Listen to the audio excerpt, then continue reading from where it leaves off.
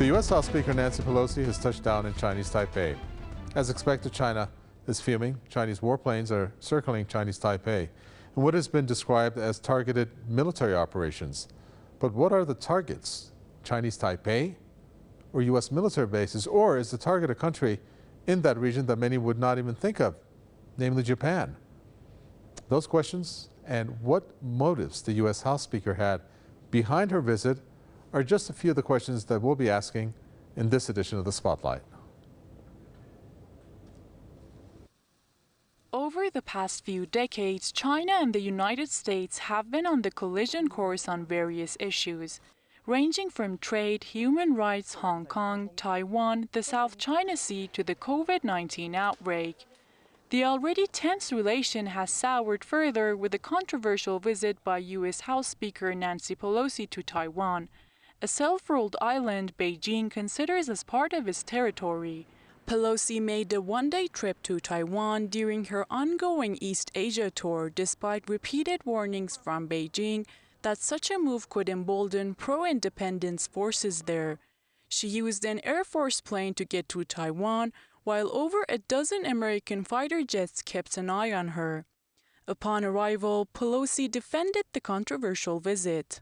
Our delegation's visit to Taiwan honors America's unwavering commitment to supporting Taiwan's vibrant democracy. During her trip, Pelosi met with Taiwanese President Tsai Ing-wen. She was also awarded the highest civilian award as a, quote, symbol of America's strong and enduring friendship with the island. In response to the visit, Beijing has announced military drills, including a series of live-fire maneuvers around Taiwan, including in the strategic Taiwan Strait. Taipei has reacted angrily, saying the drills and encircling of the island by Chinese forces are similar to an invasion. Beijing has also put curbs on some imports from Taiwan, while halting sand shipments to the island. This is a complete farce. The United States is violating China's sovereignty under the guise of so-called democracy. Those who offend China will be punished. Those who play with fire will not come to a good end.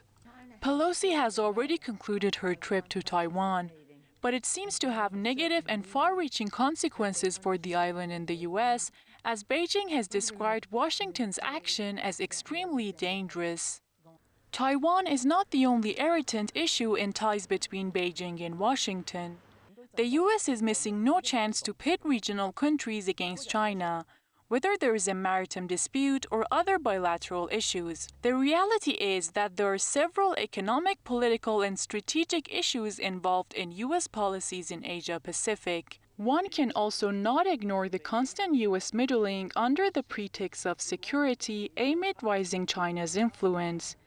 It's too early to say that China and the U.S. may engage in an open conflict, but with ever-increasing frictions and the continued U.S. meddling, it seems that the strained ties between the two are very unlikely to ease anytime soon. Let me introduce our guest for this edition of the Spotlight. Oh A-Sun, Principal Advisor at the Pacific Research Center of Malaysia, joins us from Sabah. We also have Scott Ritter, a former UN weapons inspector who joins us from Bethlehem in New York. Welcome to you both. Scott Ritter, I'm going to start with you first, and it's a very basic question. Nancy Pelosi has visited Chinese Taipei. What now? What now is, I think there's a Chinese saying that he who ties the bell on the tiger's tail has to take it off. Nancy's tied a bell on the tail of a tiger, and now it's up to Joe Biden to figure out how to remove it. I just don't know if this tiger right now, China, is willing to play that game anymore. Nancy Pelosi, by landing in Taipei, I think sent the clearest signal possible to China that the United States is divorcing itself from the one China policy and moving in a direction where ultimately we will recognize the independence of Taiwan. Once we recognize the independence of Taiwan, things can happen, such as treaties, security alliances, and other things that complicate or would complicate China's ability to assert its sovereignty over Taiwan. So I think China is confronted with the fact that the game has changed. Now China has to figure out how it's going to respond. I still believe that China does not want to invade Taiwan, that ultimately China is seeking the peaceful reunification of Taiwan with mainland China. But I think they're going to have to change their tactics. They were hoping that over the long term, they could lure Taiwan in with the promise of economic prosperity, autonomy, etc.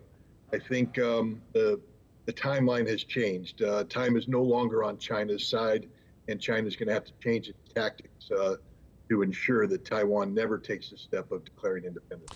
Well, Mr. Sun, do you agree with that assessment? And as we speak, when I ask that question, you have the People's Liberation Army Eastern Theater Command conducting joint military operations near Taiwan. And in a sense, it is said that it has encircled Taiwan with these military operations.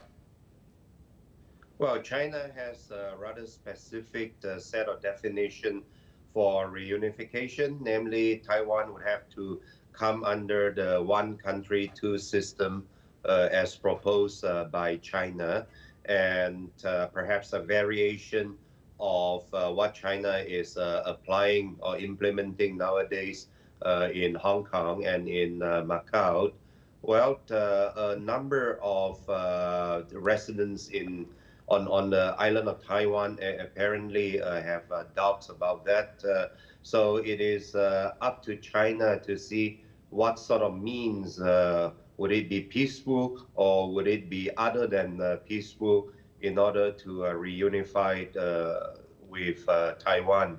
Nowadays, I think, of course, with the US and China confronting each other, I think there are forces on Taiwan Island trying to sort of eke out some room. Well, some would go for perhaps outright independence. Some others would go for de facto independence. What ratio is that, do you think?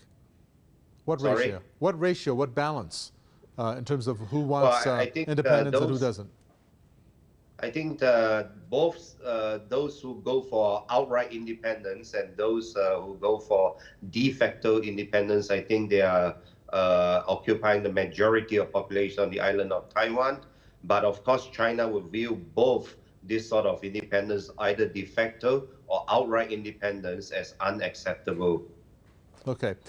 Scott Ritter, these exercises, I need to get your reading on this because you have on the one hand the drills that I talked about, and they include, from what I'm reading here, joint air and sea drills in the north, southeast, and southwest and southeast of Taiwan, including long-range live firing.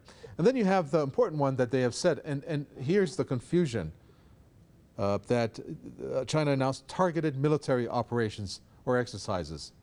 Now, the Defense Ministry of China did not provide details as to whether those are all in one or they're separate. Because when you have the word targeted military operations or exercises, it sounds more provocative in nature. The way that the Defense Ministry has said that if they were separate from the exercises announced by the Eastern Theater Command, they would have come out and say that. There's an ambiguity here. What do you think, and why is it called targeted military operations, do you think?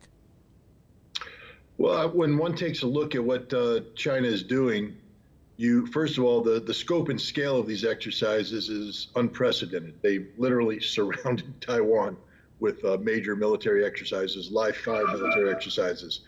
But they've held military exercises before. A targeted military operation doesn't necessarily mean an act of war, but what we're seeing is that some of these exercises are infringing directly into what Taiwan would consider its territorial waters. And this is a challenge to Taiwan. This is China asserting its authority, its sovereignty over Taiwan, saying, you don't have territorial waters. You belong to me. We're going to exercise where we want. Now, they're not infringing deeply, but they will be within the 14-mile limit. I also believe that some of these exercises will involve the firing of ballistic missiles that will travel over Taiwan. Again, a clear signal that China says your sovereignty is not at play here. You belong to us. We will do what we want when we want. It's a sign to Taipei that they're literally one step away from being invaded, and that Taipei better toe the line when it comes to reining in any independence movement in Taiwan, whether de facto or people who want outright independence. This is unacceptable to China, and while China, I believe, continues to try to pursue a peaceful resolution and nonviolent resolution, they're prepared to go to war over this issue. And I think that's the signal China is sending right now. We will go to war if you push us, so don't push us. Well, Mr. Sun, one of the things that's happening in the near future, in the not so very near, in the very near future, is the Chinese President Xi Jinping, who is seeking a third term. So at the party conference, he's got to show strength. And of course, this comes at this sensitive time. The reaction so far are the military exercises, and of course, the harshest warning that you can give. Maybe Scott Ritter's was a little bit harsher. I'm not sure if you put both of them into context. But if you play with fire, you're going to get burnt, basically, is what the Chinese president told Joe Biden. Do you think that Xi Jinping is going to go just as far as these military exercises are going to go, or is there going to be a harsher response to come down the line? Well, in a sense, the China side would have to demonstrate a forceful response to Pelosi's visit to Taiwan, because, as you said, this comes at a very sensitive time. You cannot be showing any sign of weakness. But on the other hand, of course, again, this is a very sensitive time. You would not like to escalate the situation into, for example, a full-scale war, let's say, between the China side and the Taiwan side, or between the China side and the US side, because war sometimes would have unintended consequences or results. And sometimes those results may or may not be favorable to you. So I would think this would be, from the military perspective. Well, do you think the U.S. wants a war with China? Do you think the U.S. wants a war?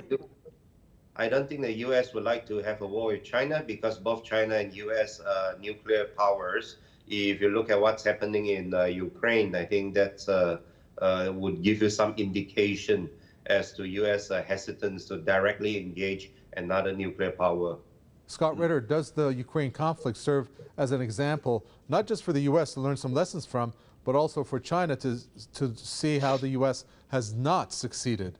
Because if we're looking at the proxy aspect of it, even though many say there are special U.S. operatives on the ground, the U.S. is not achieving the results that it wants in Ukraine. Can that parallel the situation we're seeing now, were there to be a military confrontation between the U.S. and China? Well, I think Ukraine provides a number of lessons for China. One is as the gentleman indicated, the unpredictability of war. There is no guaranteed outcome. This conflict, although Russia is prevailing, is entering its 6th month. And I don't think there's anybody in China that wants to see a conflict with Taiwan that lasts 6 months. The economic disruption alone will be devastating. Yes, the United States has shown a unwillingness to escalate to force-on-force conflict with Russia, but the United States has poured in tens of billions of dollars of military resources that have made Russia's special military operation very expensive to Russia in terms of lives and materiel. So again, China doesn't want to jump into the fire if there's other ways to achieve what they want. But I don't think China's going to shy away from a fight. I think the key lesson to Ukraine is that if you're going to act militarily, act decisively with overwhelming force and get the job done quickly. Because otherwise, I think China will find out that bringing Taiwan into the fold might cost more than they want it to. It might be more expensive than it's worth. Well, Mr. Sun, let me ask you, Scott Ritter said that China may go as far, maybe, as far as shooting some missiles that'll pass over Taiwan. of course, there's going to have to be a reaction from the U.S. on this. So explain to us this one China policy that the U.S. has or does not have anymore, because Biden has said at one point, of which the White House has retracted, that if Taiwan is in any shape or form comes under any type of military attack, that it's going to come out and defend Chinese Taipei militarily. Well, I think there's this Taiwan Relations Act enacted by the U.S. Congress a number of years ago, whereby the U.S. is to provide, some articles of war in a sense, namely materials, namely weapons and various other materials for Taiwan to defend itself. But of course, from time to time, you have U.S. leaders or U.S. presidents promising to defend Taiwan and so on, as Biden did a few months ago. Whether the U.S. is really willing to send troops and perhaps carriers or jet fighters to defend Taiwan in case, for example, of missiles overflying over Taiwan, I think that remains to be seen. I'm not going to mention the U.S. politician's name, Scott Ritter, because it will ruin the message that he has given out. Okay? I might say that at the end of the program, but he has said to abandon Taiwan would be to abandon democracy and freedom. So he comes out and says, my promise to you and the Taiwanese people, we're going to start making China pay a greater price for what they are doing all over the world. What do you think he means by that? I think it means that the United States wants to engage in a new Cold War with China. It's also talk is cheap. Politicians can say whatever they want to say, but the fact of the matter is, China is so far outclassing the United States in terms of its global footprint. The Belts and Roads Initiative has run circles around anything the United States or its allies have done in terms of third world development. The only thing the United States has going for it is military power, and even here it's greatly diminished, as we see in Europe, as we see in the Middle East, and as we see in the Pacific. The United States is in no position to provide active military defense of Taiwan. We don't have any troops earmarked for this. We don't have troops stationed in Taiwan. We don't have equipment prepositioned in Taiwan. And Taiwan is far away from any air bases, meaning that U.S. fighters would have to refuel multiple times in order to have a couple minutes worth of air combat capability against Chinese forces that are operating much closer with larger numbers. It's all rhetoric, it's all talk, it's meaningless, but it does send a signal to China that the game has changed. Maybe it's time that China steps up to the plate and gets ready to, I'm using an American analogy here, but hit a couple home runs. Sure. Well, one of the things, Mr. Sun, that's not talked about much often here is one of the manufacturing aspects that Taiwan has somewhat of, I'm not going to say monopoly, but an expertise on, and that is the manufacturing of computer chips, of which percentages vary, but some say it's as much as 90% of it is provided by Taiwan. How much, or Chinese Taipei, how much of that could be an incentive for the U.S. To move in on Chinese Taipei? And of course, then maybe in some sense, try to prevent China from advancing, because you need those chips to run all these different products that China is involved in. Well, Taiwan's unique position in the global supply chain for this, as you mentioned, computer chips, in recent months, I think have become, of course, a reason which have been touted for possible U.S. intervention in case Taiwan is under attack. Nowadays, I think as we see this, what I would call, I think what many would call a decoupling of, for example, the economic progress between U.S. and China, when the U.S. is trying to make sure that its supply chain of critical materials is exclusive to itself and its allies. I think there would be more and more calls for Taiwan to be included in this sort of U.S. exclusive global supply chain, especially with materials as important as these computer chips. Scott Ritter, final question to you. There were many in Chinese Taipei when Nancy Pelosi touched ground that were not for her presence there. There were some demos to that effect. I'm wondering what type of outcome, if any, this brings the U.S., and whether it was in the back of their minds, Pelosi's mind, for the upcoming midterms in terms of the party maybe advancing, and perhaps Pelosi to make some kind of, to use your word, a home run, because we know they're not doing that well, their party, for the midterms. Is that one of the perhaps motivations, and how do you think she did? Well, first of all, we know that Nancy Pelosi acted unilaterally here. She didn't coordinate this with the White House. It wasn't something the Pentagon approved of, and it certainly wasn't something that the State Department approved of. This was purely Nancy Pelosi's own mission, which means it's more about narcissism and ego than about furthering American national security policy. Nancy Pelosi, might be scoring some points in Washington, D.C. at the moment. I'm sure she's very popular in Taipei, but the longer this drags on, the more reality is going to hit home. The American people really aren't that caught up in the issue of Taiwan right now. They're more worried about the economy at home. And this is what's going to resonate in November, and there's nothing Nancy Pelosi's doing on this trip that's going to assist to reverse that. And in Taipei, I think they're going to wake up in the coming days to realize that it was a big mistake to welcome Nancy Pelosi, that they're going to pay a very, very heavy price, economically, maybe even militarily.